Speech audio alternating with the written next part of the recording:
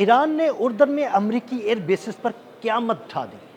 Iran के ताज़ा तरीन और खौफनाक हमलों में कई लड़ाका तैयारों के हैंगर्स तबाह हो गए, जबकि अमरीकी फ़ौजियों के रहने वाली रिहाइशगाहें भी तबाह बर्बाद कर दी गई।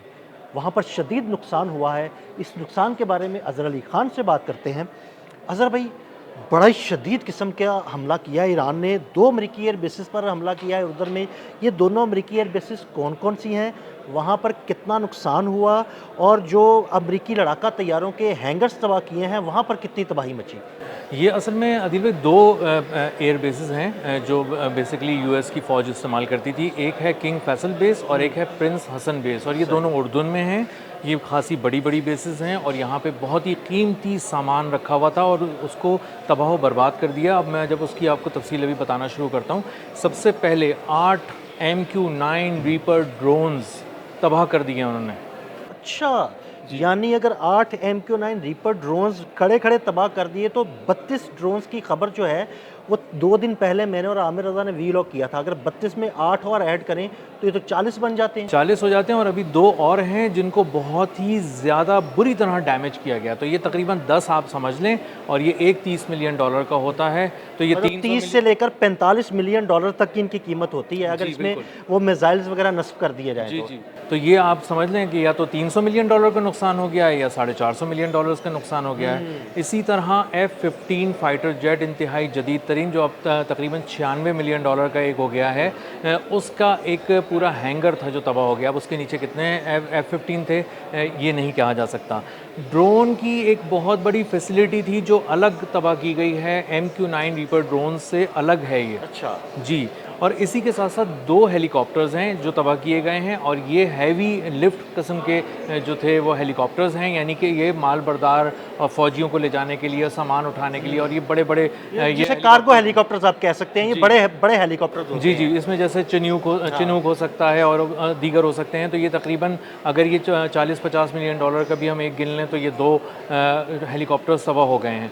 अब इसका मामला ये है कि यहाँ पर बड़े पैमाने पर जो तबाही फैलाई गई है उसमें एकोमोडेशन भी है। असर भाई, आपने चिनूक की बात की ना, तो मैं एक वाकया शेयर कर दूं आपके साथ। जब पाकिस्तान में ज़ल्ज़ला आया था ना 8 अक्टूबर का, तो मैं उस वक्त ना रिपोर्टिंग कर रहा था चकलाला एयरबेस पर। तो मैंने चिनूक हेलीकॉप्टर को बड़े करीब से देखा, तो उसमें बहुत ज़्यादा गुंजाइश होती है फ़ौजियों को ले जाने की, या इवन जो कार्गो के लिए चीज़ें लिफ्ट की जाती हैं, बहुत ज़्यादा उसमें जो है ना वो गुंजाइश होती है।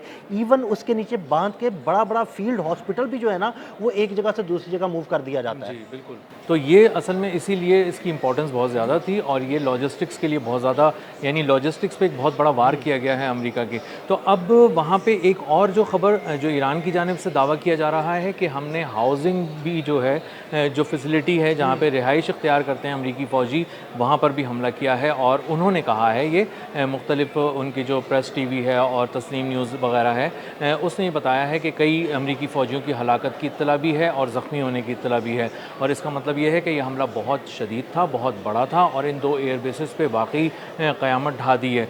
अब आज के इस हमले की इम्पोर्टेंस इसलिए भी ज़्यादा है क्योंकि आज 32 उन बच्चियों की तदफीन हुई है जो मिनाब के स्कूल में शहीद कर दी गई अमेरिका के हमले में, इस जंग के बिल्कुल आगाज़ में, और उनकी बाक़ियात की तदफीन की गई। बहुत ही छोटे छोटे कफन थे, उनके छोटे छोटे हिस्से थे जिस्मों के, जिनको जोड़ के भाई उनकी तदफीन के मौके पर फिर ईरान ने पैगाम दिया है कि भाई हम तुम्हें नहीं छोड़ेंगे। जी बिल्कुल ऐसा ही है, और इसीलिए आप देखें कि बहुत सारे हमले कर रहा था ईरान, बहुत सारी जगहों पे नुकसान पहुंचा रहा था अमेरिका को, लेकिन आज जो ये हमला किया गया है और इसकी तरतीब देखें और इसमें तसलसल देखें और इसकी वसअत अगर हम देखना शुरू करें तो हमें अंदाज़ा होगा कि इन 2 जगहों पे बहुत बड़े पैमाने पर तबाही फैलाई गई है। जो अक़बा एयर बेस है, जो अक़बा एयरपोर्ट है, वहाँ पे भी बहुत एक हमला किया गया है आज ईरान की जानिब से जॉर्डन के अंदर। तो ये बराह रास्त एक खामोश पैगाम इसराइल को भी है कि तुम बिल्कुल बराबर में हो, तो तुम भी अपनी खैर मनाओ कि जिस दिन तुम इस जंग के अंदर दोबारा कूदने की तुमने कोशिश की तो जॉर्डन से आगे इसराइल है और हम वहाँ तक भी पहुँच सकते हैं, और जब हम चाहें वहाँ पे तबाही मचाएंगे। और जॉर्डन पे मुसलसल हमला करने की एक बहुत बड़ी वजह ये भी है कि वहाँ पे अगर आप अमेरिका को इंतहाई कमज़ोर कर देते हैं तो इसका मतलब ये है कि इसराइल पे जो अगर हमला किया जाए या इसराइल कभी हमला करे ईरान पे, तो ईरान जब जवाब देगा ना तो वहाँ से जॉर्डन से एक बहुत बड़ा जो रद्द-ए-अमल आ सकता था अमेरिका का, वो नहीं आ पाएगा। पहले यही होता था कि जब ईरान इसराइल पर हमला करता था तो जॉर्डन से जो है ना इंटरसेप्टर्स फायर किए जाते थे ईरानी मिसाइलों को रोकने के लिए। अब अगर जॉर्डन में ईरान तबाही मचाएगा और वहाँ पे उनके इंटरसेप्टर्स ख़त्म हो जाएंगे या तबाह बर्बाद हो जाएंगे, उनकी फ़िज़ाइयत तबाह बर्बाद हो जाएगी, तो ईरानी मिसाइलों को रोकने वाला कोई नहीं होगा। जी, और इन्होंने ये एक पूरी प्लानिंग भी यही थी अमेरिका की। अमेरिका और इसराइल ने मिलकर कहा था कि हम बीच में रख के दोनों तरफ से वार करेंगे ईरान को। हम ना जॉर्डन को मजबूत करते हैं, वहाँ से इसराइल को मजबूत करते हैं, इसलिए F-16 थार्ड पैट्रियट सब यहाँ मंगवा लिए थे उन्होंने, और यहाँ से इन्होंने मजबूत करने के बाद हमले किए। तो अब अगर लोग ये हैरान हो रहे हैं कि इसराइल को क्यों छोड़ दिया है और जॉर्डन पे हमले क्यों कर रहा है ईरान बार बार और मुस्तकिल क्यों कर रहा है, तो उसकी वजह यह है कि वो दरअसल इसराइल के पाँव काट रहा है। वो दरअसल रास्ते में आने वाली हर रुकावट दूर कर रहा है ताकि जब मैं उस पर हमला करूँ तो मुझे कोई रोक ना सके। और इसीलिए जॉर्डन पे मुसलसल हमला हो रहा है। मुवाफ़िक़ सल्ती एयरबेस की तो ऐसी तैसी हो चुकी है, तहस नहस किया जा चुका है।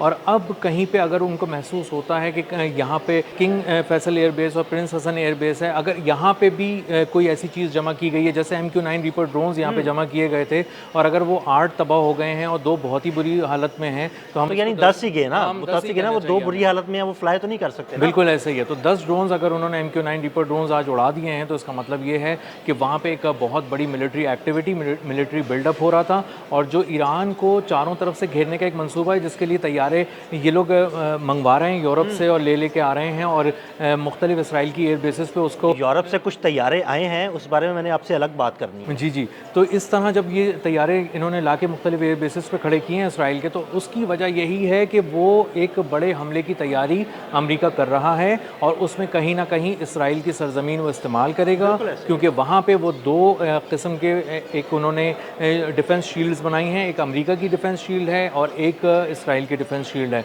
और उसको अंदाज़ा हो गया है कि वो तकरीबन 10 या 18 के करीब जो एयर बेसिस बनी हैं मशरिक़ वस्ता में, जहाँ अमेरिका अपने कदम जमाए बैठा था, मुस्तकिल तौर पे उखड़ चुके हैं। वहाँ कोई चीज़ महफूज नहीं है, या तो यूरोप भिजवा दिया गया है सामान, या फिर उठाकर इसराइल भिजवा दिया गया है। और ये भी कहा जा रहा है कि जो मशरिक़ वस्ता में अमरीकी एयर बेसिस थी, तकरीबन 20-22 जो पहले फंक्शन हुआ करती थी, अब उसमें से सिर्फ 4 या 5 जो है ना फंक्शनल रह गई हैं, बाकी सब तबाह बर्बाद हो गई। जी, और सबसे इम्पोर्टेंट बात इसके अंदर ये भी है आदिल भाई, कि उनका कॉन्फिडेंस ख़त्म हो गया। असल में कॉन्फिडेंस छीन लिया ईरान ने अमेरिका का।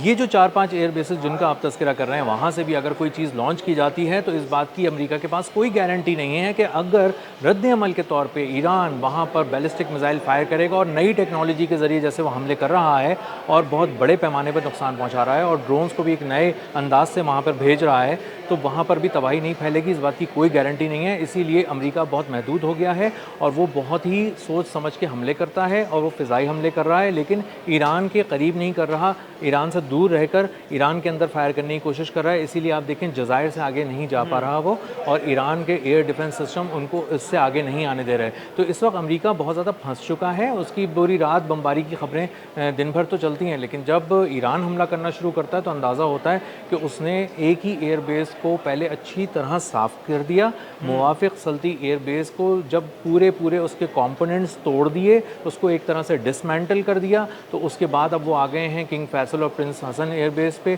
तो जॉर्डन एक अलग से उसकी सफाई हो रही है, जॉर्डन में, कुवैत के अंदर अलग से हो रही है, और बहरीन में कहीं से अगर कोई ख़तरा ईरान की तरफ बढ़ सकता है तो ईरान उसको बिल्कुल अलग तरीके से डील कर रहा है। बहुत शुक्रिया अज़हर भाई। अज़हर भाई ने बड़ी तफसील के साथ उर्दन में होने वाली इस तबाही के बारे में आपको बताया। मज़ीद अपडेट्स के लिए हमें फॉलो करते रहें। अदील अहमद और अज़हर अली ख़ान को इजाज़त दीजिएगा। अल्लाह हाफ़िज़।